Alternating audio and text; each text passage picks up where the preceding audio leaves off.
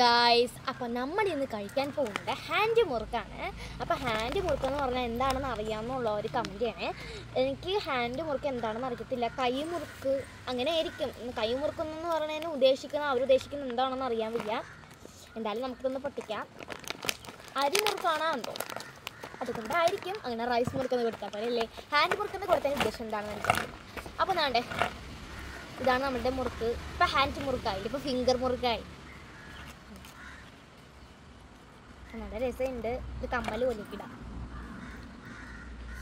രണ്ടാണ് എൻ്റെ മുറുക്ക്. നമുക്ക് ടേസ്റ്റ് ചെയ്ത് നോക്കാം. വലിയ ടേസ്റ്റ് ഇല്ല, ഇതിലും ചെറിയൊരു എരിവുണ്ട്. പിന്നെ കരിയപ്പലയുടെ ടേസ്റ്റ് ഉണ്ട്. ഇതിൽ എള്ള് വിതറിയിട്ടുണ്ട്, അതിൻ്റെ ടേസ്റ്റ് ഉണ്ട്.